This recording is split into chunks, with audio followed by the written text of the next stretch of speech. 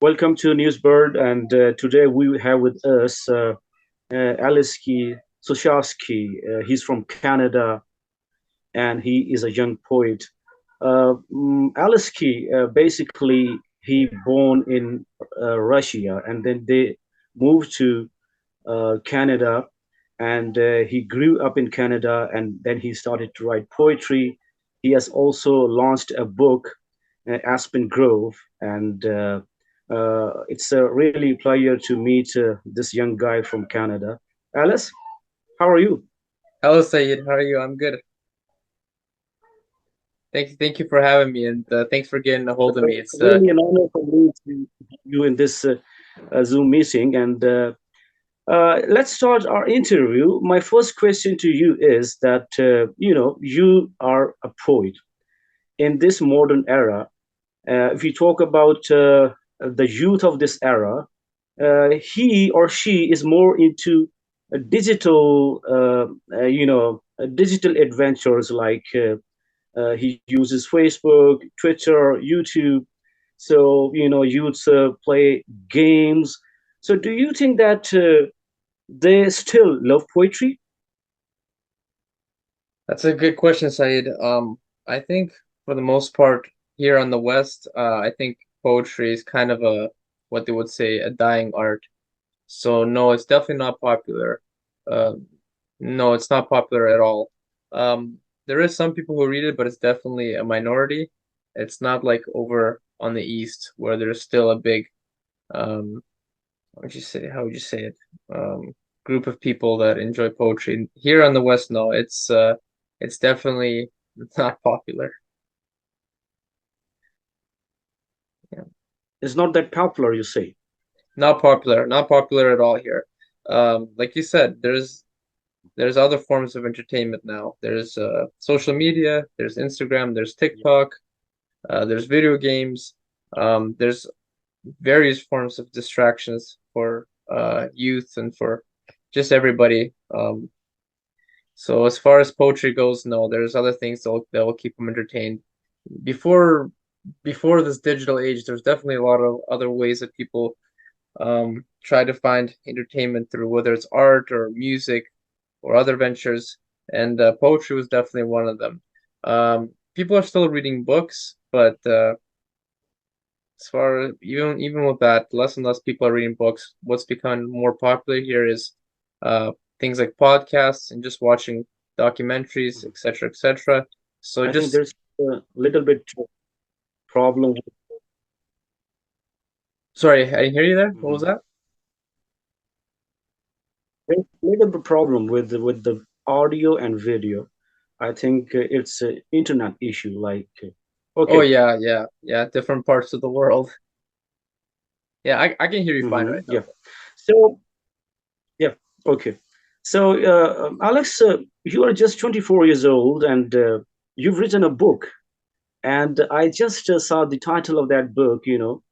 Seems like you are interested in nature. You are connected to nature. And have you ever read William Wordsworth? Yes, I have. Just recently I've been reading much more of them actually, as well as William Blake. But yeah, Hmm. yes, William Wordsworth as well, much more. So for Blake, the William reason that, Wordsworth, yeah, yeah, Robert Frost. yes, yes. William Wordsworth was a poet. If we talk about the 18th century and the age in which William Wordsworth born, it was industrial revolution. There was industrial revolution, and factories were being established, and people thought the progress was all about construction. Progress was all about establishing factories and then running after material. And as a result, deforestation started, and people started to cut down trees. They polluted water of the rivers, they polluted streams, and each and everything.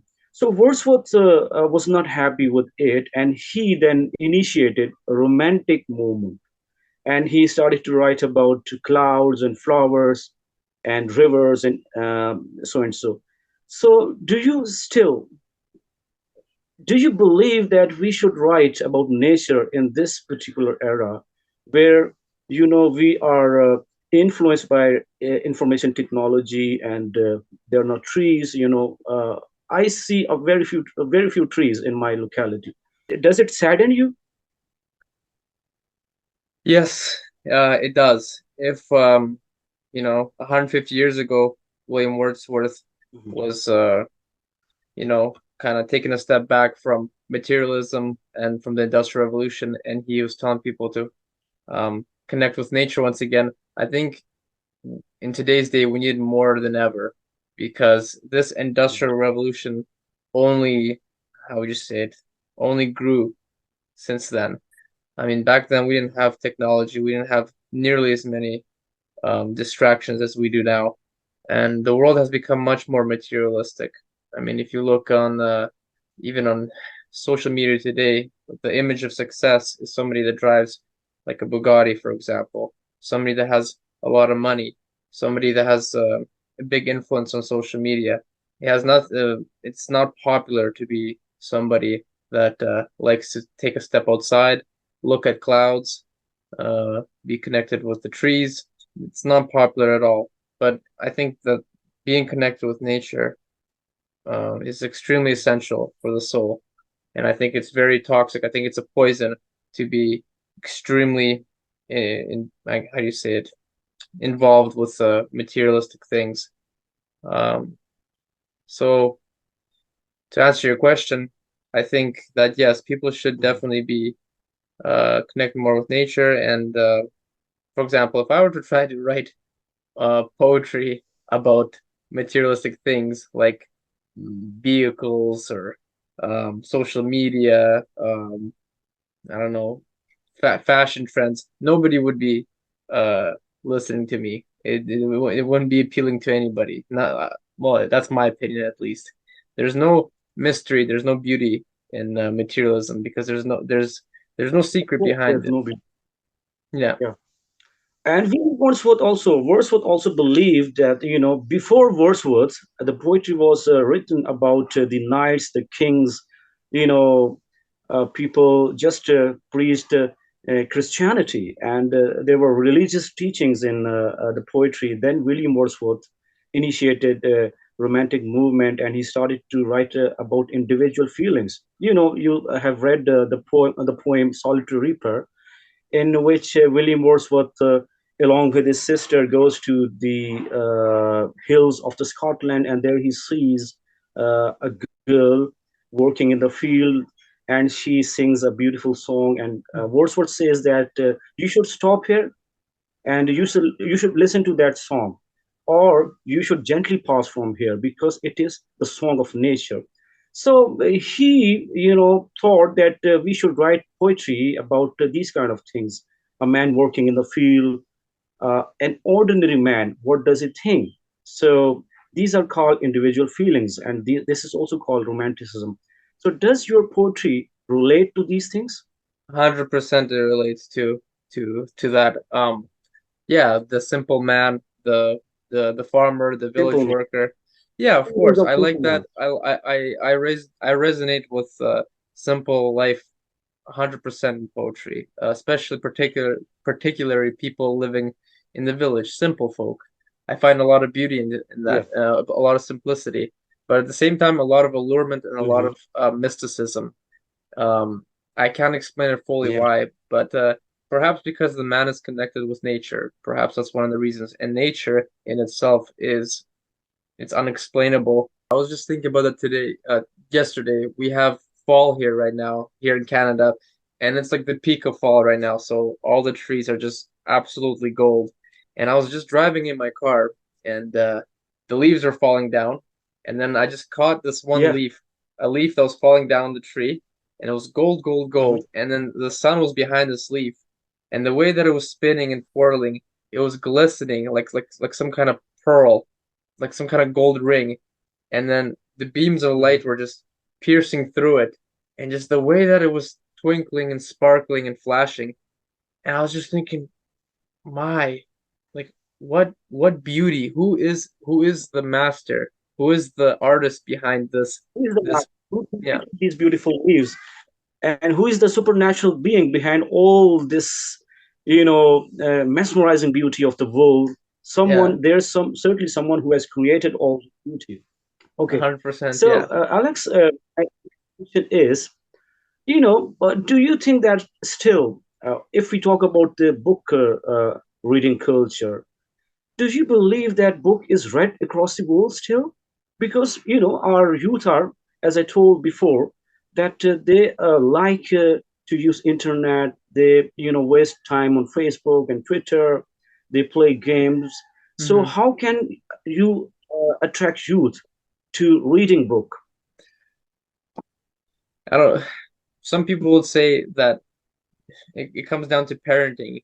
You could go Yeah, back to, I mean, I yeah. myself am not a parent, but some parents would argue that you should turn off the TV, not allow video games. Like one of my best friends, like I am the godfather of his godchildren, and he himself, he doesn't have phones for his kids.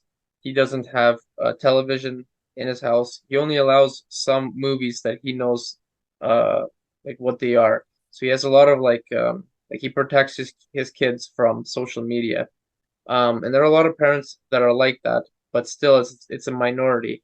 So I think if you bring up a kid and you shelter him from this as you would say this digital age, then kids themselves are going to try to find what forms of entertainment. And if they have books in front of them and they're bored, we all know kids get bored.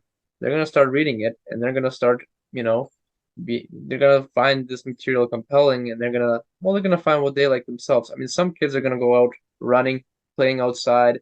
Some kids are gonna take interest in science. Some kids are gonna take interest in poetry, just as it was before. But now all of these kids, they're all distracted by social media, most of them at least, in my opinion.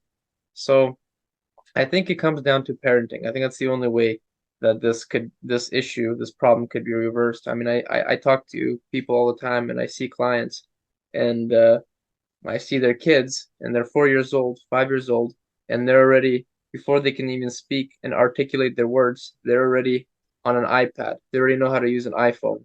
And they don't know how to talk to people that well, but yet they know how to use an iPhone and an iPad like better than any toy, if that makes sense. So I think it's a parenting issue if anything. But I don't know. That's my guess.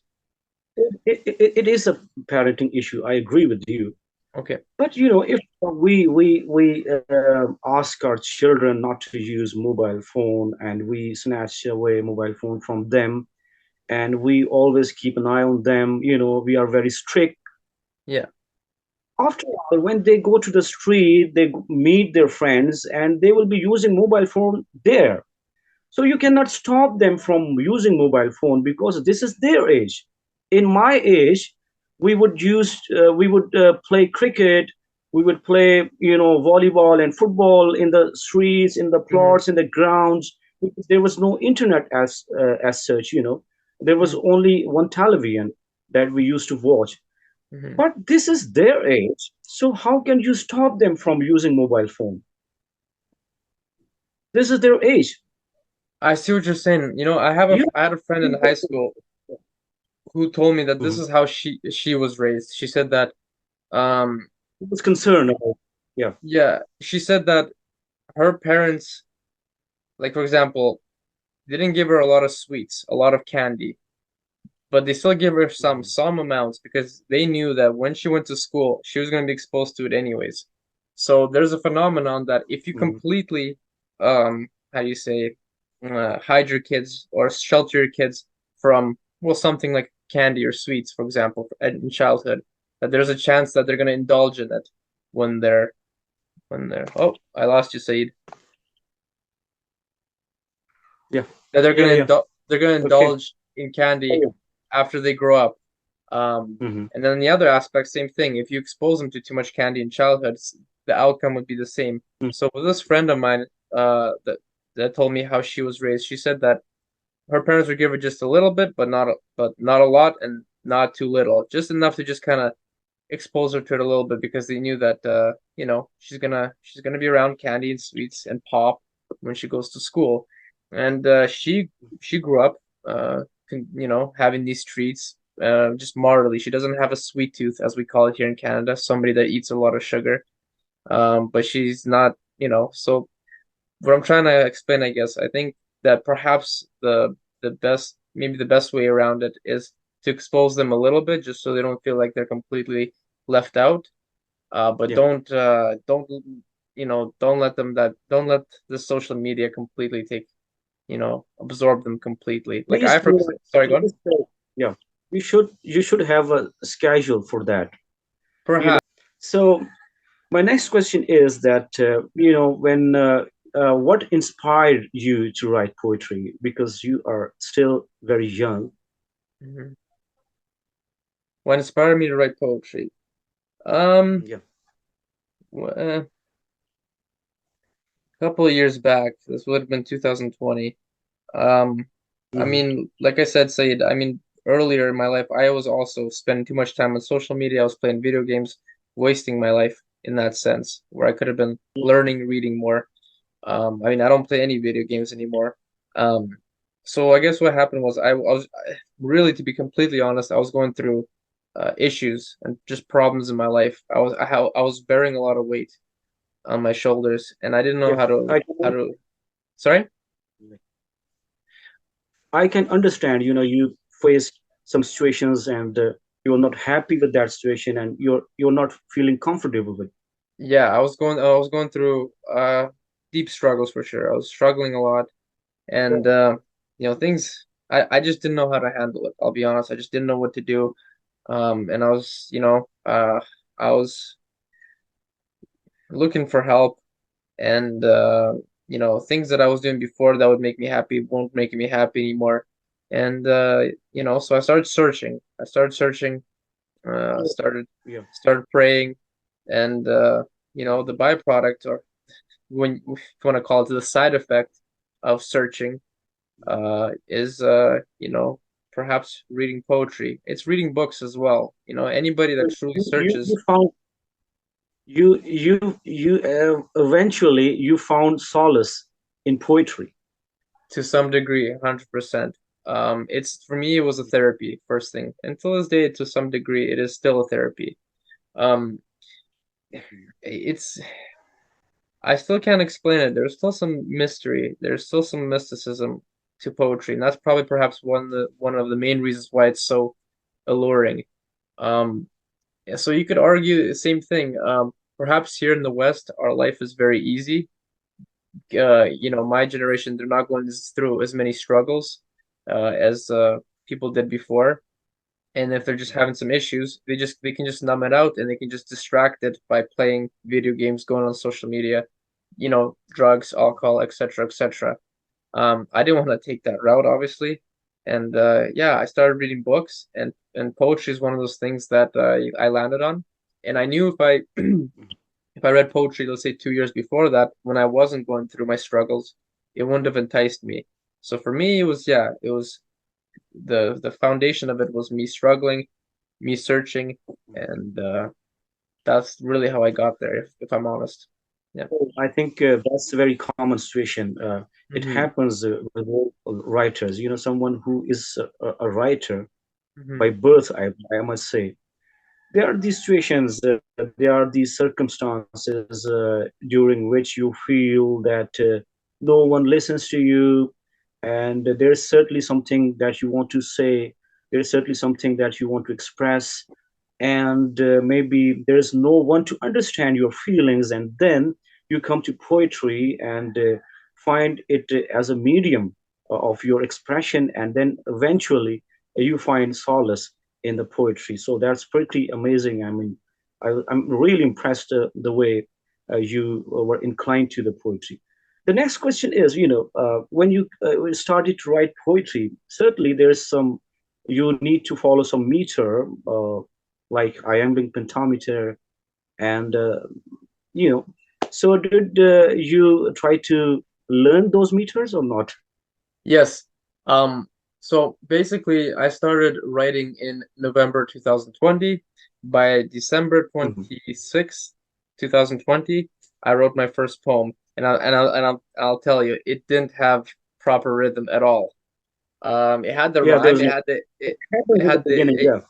sorry, Yeah, it's very common because yeah, when a young poet at the age of 20 or 21 or maybe 22, he starts 21, or yeah, she starts to write.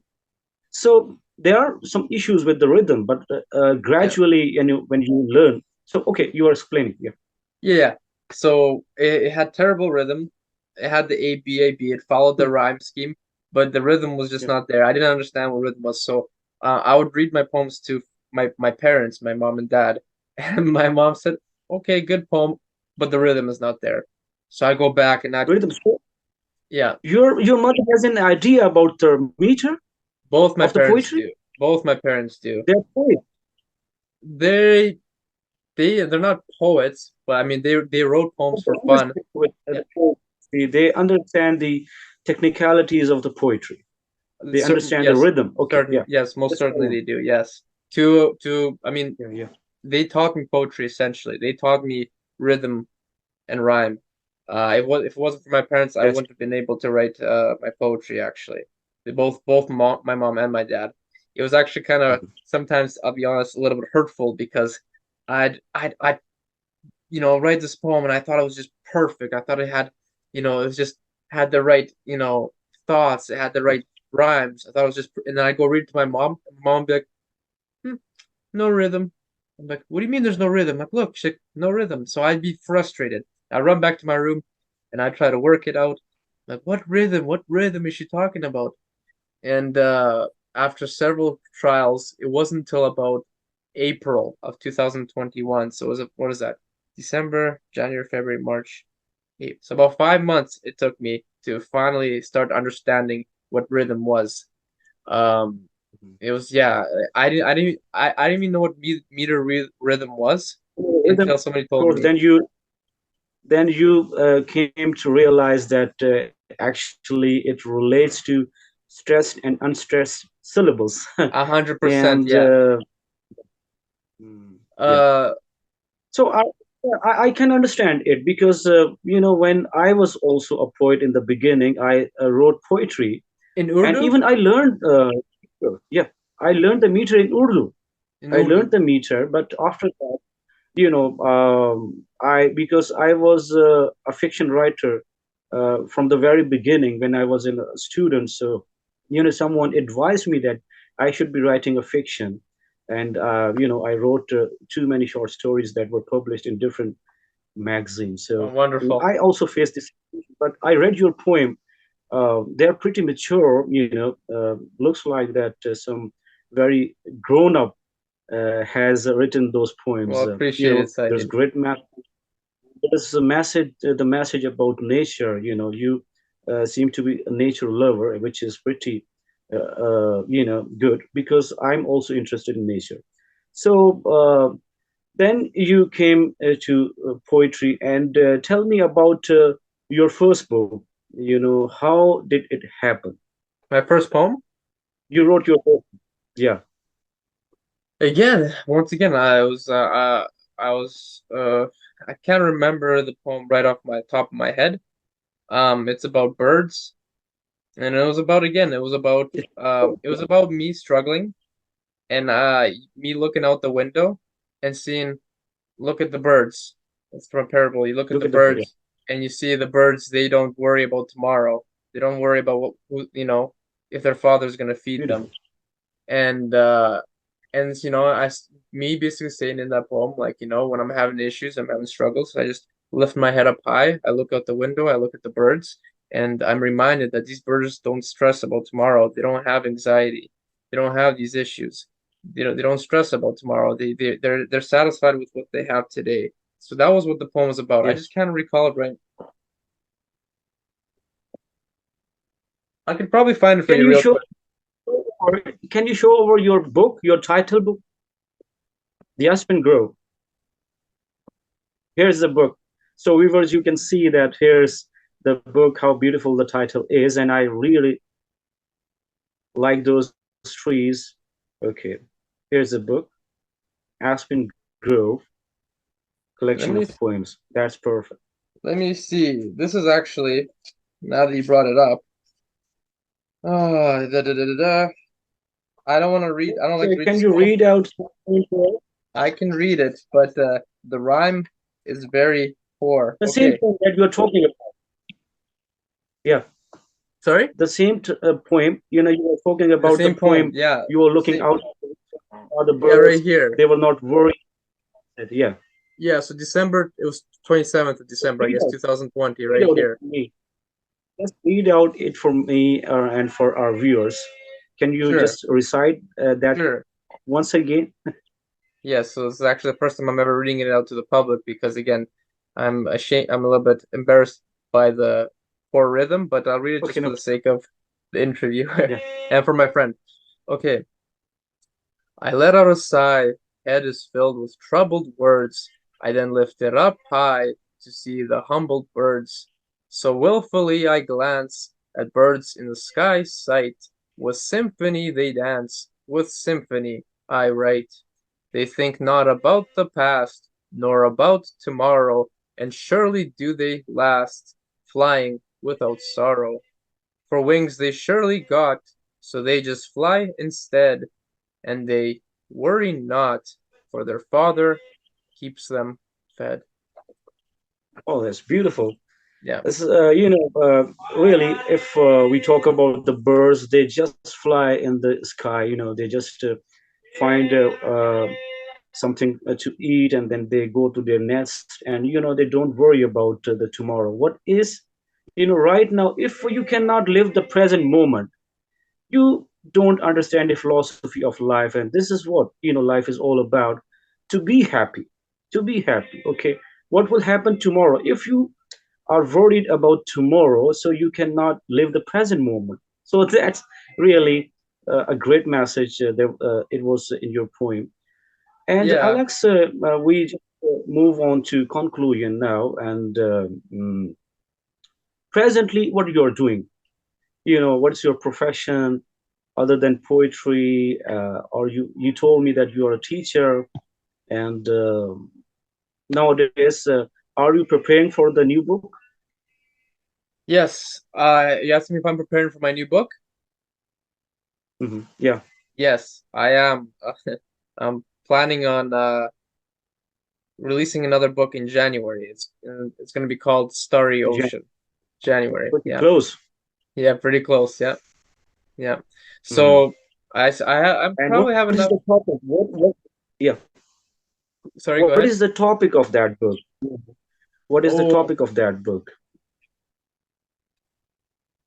you know, About nature? this one, lots of nature, but this one's probably gonna be my most Mhm. romantic. Uh, I mean, I only wrote one book so far, Romantic. but I feel like out of all my works, Nature is I have a feeling. romanticism. Sorry?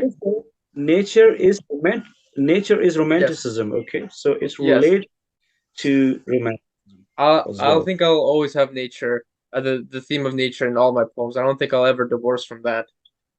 It's just I can't write without it, it seems. I feel like that's my muse is nature. But I feel like there's gonna be a lot of romanticism as in like heartbreak, etc., etc. And some struggles as well. I think that's gonna be those gonna be the following theme in a lot of the poems in this book. That's what I kind of foresee. So I Yeah. guess that it's a pretty late in Canada, and I think it's 12 o'clock in Canada 12 right o'clock. now. Yep. Yeah. 12 o'clock. Okay. Mhm. So thank you very much, Alex, for being with us. You just told us some beautiful things like about your poems and about how what inspired you to write poems about nature. And I'm really impressed with the way you struggled with the situations that you faced earlier, and then you wrote a book, and then I mean you are writing another book. So you are really a source of inspiration for the youth, because youth is indulged in doing unnecessary thing on Facebook. They waste time on Facebook, and they should be reading books that are written by the poets, the young poets like you. So thank you very much for taking out some time, and it's really an honor for you, for me, to have you in this particular interview. And we'll talk in the future as well. We'll be in touch. Yes, And I your last message, last few words for our viewers. um I love each other. Love each other. Well, Love that each beautiful. other. Yeah. Love That's the each best. other. If I have to say something right now, I just out of the top of my head, just yeah, love each other. Show love and kindness to each other. Okay. Thank you. Such a beautiful message, Alex. And we'll take you some in some other interview in the future as well. And that's all for now, viewers.